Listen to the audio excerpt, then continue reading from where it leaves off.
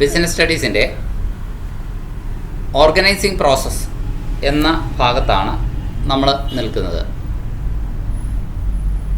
Organising എന്താണെന്ന് നമുക്കറിയാം. ഓർഗനൈസിങ്ങിൻ്റെ steps നമ്മൾ പഠിച്ചു കഴിഞ്ഞതാണ്. 4 സ്റ്റെപ്സ് ഉണ്ട് ഓർഗനൈസിങ് എന്ന പ്രോസസ്സിന്. അതിൽ 4ാമത്തെ സ്റ്റെപ്പ് എന്ന് പറയുന്നത് എസ്റ്റാബ്ലിഷിങ് അതോറിറ്റി റെസ്പോൺസിബിലിറ്റി റിലേഷൻഷിപ്പാണ്. അധികാര ഉത്തരവാദിത്ത ബന്ധം സ്ഥാപിക്കുക. ആദ്യം തന്നെ ജോലികളാകെയുള്ളത് കണ്ടെത്തുക, അതിനെ പല വിവിധ ഇനം ജോലികളെ ചെറിയ ചെറിയ ടാസ്കുകളെ ഡിവൈഡ് ചെയ്യുക. ഡിവിഷൻ ഓഫ് വർക്കും ഐഡൻറ്റിഫിക്കേഷൻ ഓഫ് വർക്കുമാണ്. Then departmentalization, then assignment of duties, then establishing authority responsibility relationship. ഇത്രയും കാര്യങ്ങളാണ്. ഇനി ഓർഗനൈസിങ്ങിൻ്റെ പ്രാധാന്യം എന്താണെന്ന് നമ്മൾ നോക്കി.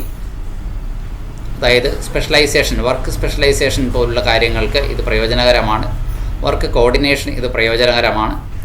സ്ഥാപനത്തിലെ മാറ്റങ്ങളോട് ഇണങ്ങിച്ചേരാൻ സ്ഥാപനത്തിന് കഴിയുന്നു.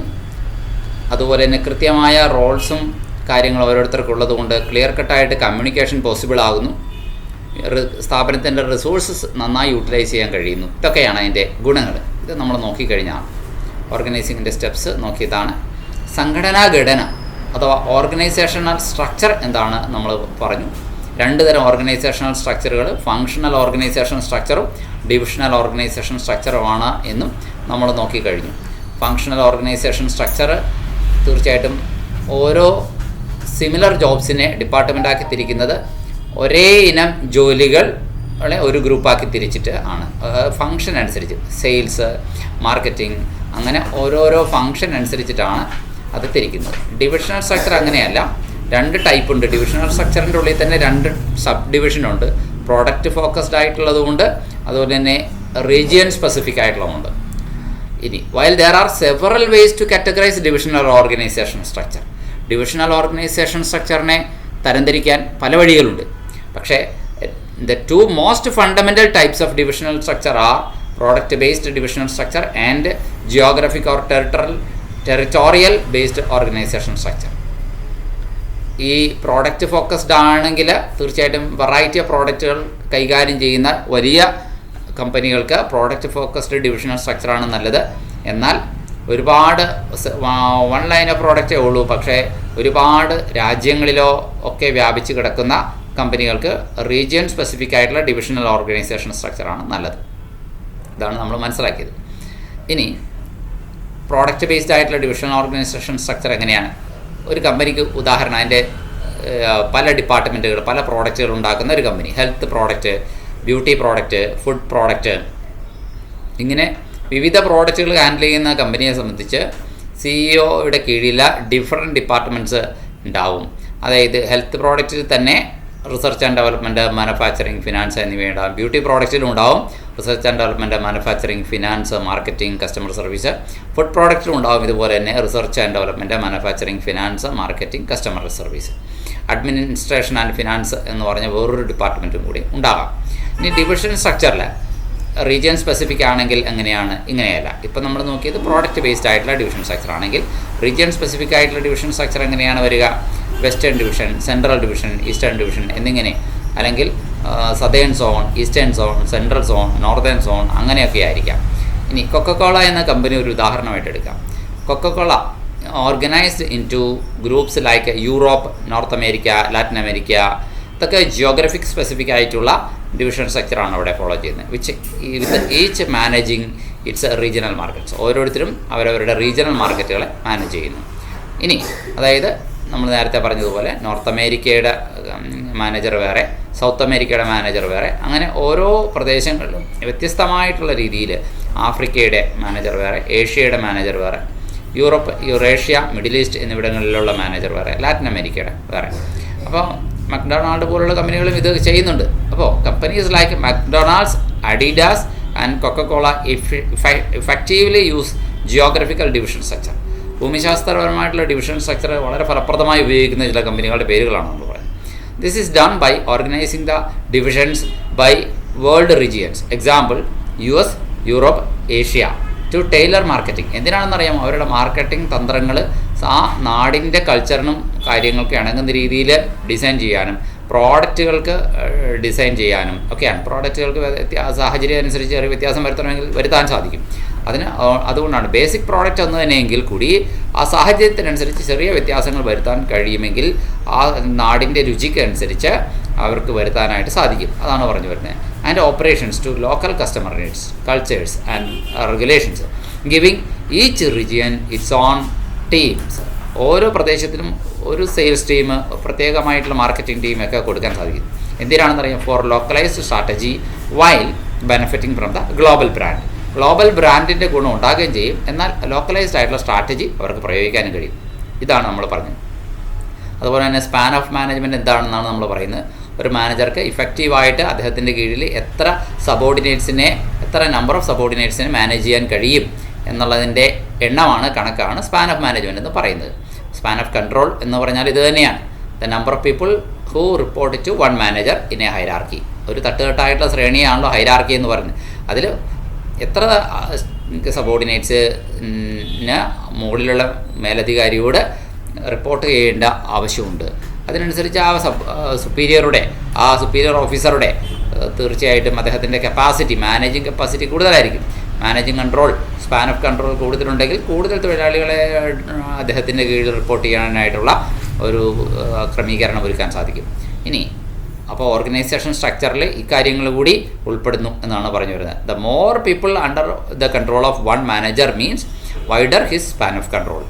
ഒരാളുടെ കീഴിൽ ഒരുപാട് ആൾക്കാർ റിപ്പോർട്ടിംഗ് റിലേഷൻ ഉള്ള സബോർഡിനേറ്റ്സ് ഉണ്ടെങ്കിൽ തീർച്ചയായിട്ടും അദ്ദേഹത്തിന് നല്ല വൈഡർ ആയിട്ടുള്ള സ്പാൻ ഓഫ് കൺട്രോൾ ഉണ്ടെന്നർത്ഥം. വളരെ കുറച്ച് ആൾക്കാർ അദ്ദേഹത്തിൻ്റെ കീഴിലുള്ളെങ്കിൽ അദ്ദേഹത്തിൻ്റെ സ്പാൻ ഓഫ് കൺട്രോൾ വളരെ നാരോറാണ് എന്ന് പറയേണ്ടി വരും. ഈ സ്പാൻ ഓഫ് കൺട്രോളിനെ കുറിച്ച് നമ്മൾ പറഞ്ഞു കഴിഞ്ഞു. മാർക്കറ്റിംഗ് മാനേജറുടെ കീഴിൽ marketing assistant, marketing researcher, tele sales supervisor, customer care assistant എന്നിവരുണ്ട്. ഈ 4 പേരെയും ഒരേ സമയം അദ്ദേഹം മാനേജ് ചെയ്യുന്നുണ്ടെങ്കിൽ തീർച്ചയായിട്ടും അദ്ദേഹത്തിൻ്റെ സ്പാൻ ഓഫ് കൺട്രോൾ ആണ് അത്. അപ്പോൾ ഫങ്ഷണൽ സ്ട്രക്ചറിലാണെങ്കിൽ ആക്ടിവിറ്റീസിനെ ഗ്രൂപ്പ് ചെയ്യുന്നത്, ഡിപ്പാർട്ട്മെൻറ്റ് ക്രിയേറ്റ് ചെയ്യുന്നത് according to the specific functions to be performed. എന്തൊക്കെ സ്പെസിഫിക് ഫങ്ഷൻസ് ആണ് അവർ പെർഫോം ചെയ്യേണ്ടത് എന്നതിൻ്റെ അടിസ്ഥാനത്തിലാണ്. നമ്മൾ എങ്ങനെയാണ് ഡിപ്പാർട്ട്മെൻറ്റ് ക്രിയേറ്റ് ചെയ്യുക ഫങ്ഷൻ സ്ട്രക്ചറിൽ? അതായത് for example all the jobs related to production are grouped under production department. പ്രൊഡക്ഷനുമായി ബന്ധപ്പെട്ട ജോലികളെല്ലാം തന്നെ പ്രൊഡക്ഷൻ ഡിപ്പാർട്ട്മെൻറ്റിൽ നമ്മൾ കൊടുക്കുന്നു. The jobs related to sales are grouped under sales department. എന്നാൽ സെയിൽസുമായി ബന്ധപ്പെട്ട ജോലികളൊക്കെ നമ്മൾ എന്ത് ചെയ്യുന്നു? സെയിൽസ് ഡിപ്പാർട്ട്മെൻറ്റിന് കൊടുക്കുന്നു. സെയിൽസുമായി ബന്ധപ്പെട്ട വിവിധ ഡെസിഗ്നേഷനുള്ള സ്റ്റാഫുകളൊക്കെ ആ ഒരു ഡിപ്പാർട്ട്മെൻറ്റിലായിരിക്കും വരിക. അപ്പോൾ ഇതാണ് നമ്മൾ സ്പാൻ ഓഫ് കൺട്രോളിനെ കുറിച്ചും അതുപോലെ ഡിപ്പാർട്ട്മെൻറ്റലൈസേഷനെ കുറിച്ചും പറയുന്നത്. ഇനി നോക്കുക, ഫങ്ഷണൽ ഡിപ്പാർട്ട്മെൻറ്റലൈസേഷനാണ് ഇപ്പോൾ പറഞ്ഞത്. ഇനി എന്താണ് ഫങ്ഷണൽ ഡിപ്പാർട്ട്മെൻറ്റലൈസേഷൻ്റെ ഗുണം? ഡിവിഷണൽ സ്ട്രക്ചറിനേക്കാളും എന്താണ് ഇതിനുള്ള മെച്ചം? അഡ്വാൻറ്റേജ് ചോദിച്ചാൽ നമുക്ക് പറയാം ഒക്കുപേഷണൽ സ്പെഷ്യലൈസേഷൻ കിട്ടും. കാരണം ഒരേ ഫംഗ്ഷൻ ചെയ്യുന്ന ആൾക്കാർ സ്ഥിരമായിട്ട് ഒരേ ഡിപ്പാർട്ട്മെൻറ്റ് കീഴിൽ വർഷങ്ങളോളം ജോലി ചെയ്യുമ്പോൾ അവരതിൽ സ്പെഷ്യലിസ്റ്റ് ആവുന്നു. തീർച്ചയായിട്ടും അവരുടെ വർക്ക് ക്വാളിറ്റി പ്രോഡക്റ്റ് ഉണ്ടാക്കാനും ക്വാളിറ്റി സർവീസ് ഓഫർ ചെയ്യാനും അവർക്ക് കഴിയുന്നു എന്നുള്ളതാണ്. അതൊരു അഡ്വാൻറ്റേജ് തന്നെയാണ്. എന്നാൽ ചില ഡിസഡ്വാൻറ്റേജ് ഉണ്ട്. Functional structure gives more importance to the objectives of the functional head than the objectives of the organisation.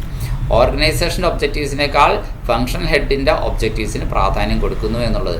അവരവരുടെ സെയിൽസുകാരാണെങ്കിൽ സെയിൽസിൻ്റെ ലക്ഷ്യങ്ങളാണ് നോക്കുന്നത്. കമ്പനിയുടെ ഓവറോൾ ഒബ്ജക്റ്റീവ്സിന് വലിയ പ്രയോറിറ്റി കൊടുക്കുന്നില്ല എന്നുള്ളതാണ്. അതൊരു ഡിസഡ്വാൻറ്റേജാണ്. എന്നാൽ ചില കാര്യങ്ങൾ എങ്ങനെയുള്ളിടത്താണ് ഈ ഫങ്ഷണൽ ഓർഗനൈസേഷൻ സ്ട്രക്ചർ സ്യൂട്ടബിൾ ആവുക? സ്യൂട്ടബിലിറ്റി ചോദിക്കുമ്പോൾ അതായത് high degree of functional specialisation ആവശ്യമുള്ള കമ്പനികൾക്ക് തീർച്ചയായിട്ടും ഈ ഫങ്ഷണൽ ഓർഗനൈസേഷൻ സ്ട്രക്ചറാണ് നല്ലത് എന്ന് പറയാൻ സാധിക്കും. ഇതാണ് അതിൻ്റെ അഡ്വാൻറ്റേജ് പറയുന്നത്.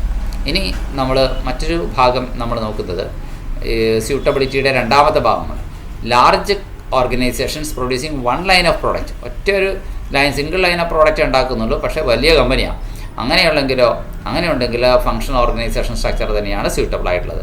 Large organisations which produce one single line of product. ഇനി for organisations with wide range of product ഉള്ള ഓർഗനൈസേഷനുണ്ട്.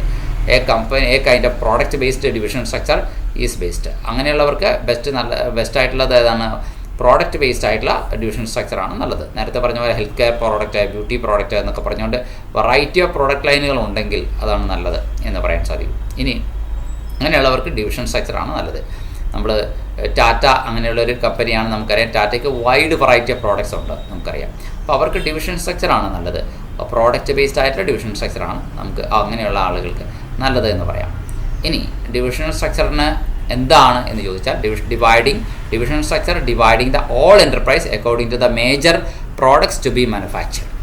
ഉണ്ടാക്കേണ്ടുന്ന വിവിധങ്ങളായ പ്രോഡക്റ്റുകൾ ഏതൊക്കെയാണ്, അതിനനുസരിച്ചാണ് അവരുടെ ഡിപ്പാർട്ട്മെൻറ്റ് തിരിക്കുന്നത്. മെറ്റലുമായി ബന്ധപ്പെട്ട പ്രോഡക്റ്റ് അവരുണ്ടാക്കുന്നുണ്ടെങ്കിൽ അതിനൊരു ഡിപ്പാർട്ട്മെൻറ്റ്, പ്ലാസ്റ്റിക്കുമായി ബന്ധപ്പെട്ടൊരു പ്രോഡക്റ്റ് അവരുണ്ടാക്കുന്നുണ്ടെങ്കിൽ അതിനൊരു ഡിപ്പാർട്ട്മെൻറ്റ്, കോസ്മെറ്റിക്സ് അഥവാ സൗന്ദര്യവർദ്ധക വസ്തുക്കൾ അതിനോടനുബന്ധിച്ച് ഉൽപ്പന്നങ്ങൾ അവരുണ്ടാക്കുന്നുണ്ടെങ്കിൽ അതിനൊരു ഡിപ്പാർട്ട്മെൻറ്റ്. അങ്ങനെ പ്രോഡക്റ്റ് ബേസ്ഡ് ആയിട്ടാണ് അവരുടെ ഡിപ്പാർട്ട്മെൻറ്റലൈസേഷൻ ചെയ്യേണ്ടത്. ഇങ്ങനത്തെ ഒരു കാര്യത്തെയാണ് ഡിവിഷണൽ ഓർഗനൈസേഷൻ സ്ട്രക്ചർ എന്ന് പറയുന്നത്.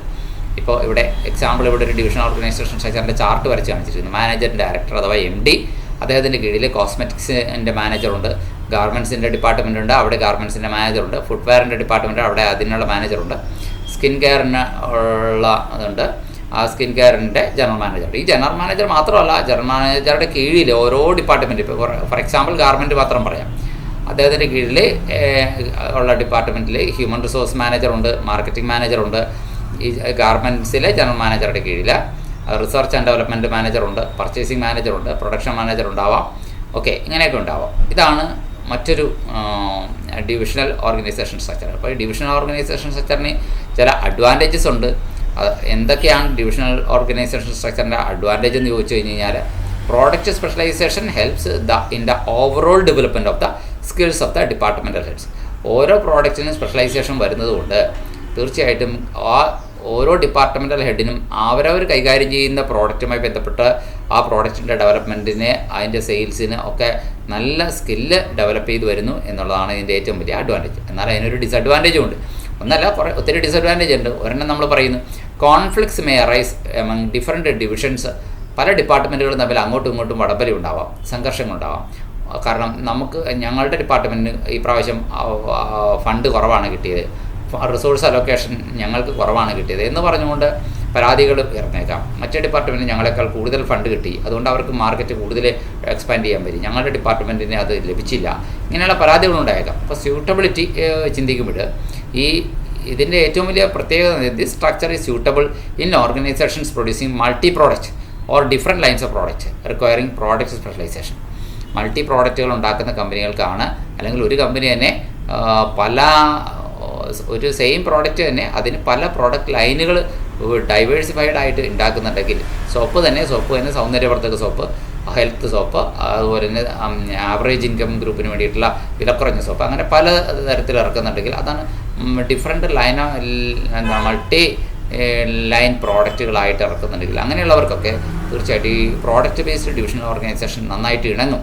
അതാണ് അതിൻ്റെ പ്രത്യേകതയായിട്ട് പറയുന്നത്. അപ്പോൾ നമ്മൾ ഇത് രണ്ട് കമ്പയർ ചെയ്യേണ്ട ചോദ്യം വന്നേക്കാം. അതായത് ഫങ്ഷണൽ ഓർഗനൈസേഷൻ സ്ട്രക്ചറും ഡിവിഷണൽ ഓർഗനൈസേഷൻ സ്ട്രക്ചറും തമ്മിലുള്ള അതിൻ്റെ മീനിങ് വെച്ച് കമ്പയർ ചെയ്യാം. അതിൻ്റെ അടിസ്ഥാനം എന്താണ്? ഇത് ഫങ്ഷണൽ ഏരിയാസ് വെച്ചാണ് ഡിവൈഡ് ചെയ്യുന്നതെങ്കിൽ ഇത് സ്പെഷ്യലൈസ്ഡ് ഡിവിഷൻ വെച്ചിട്ടാണ്.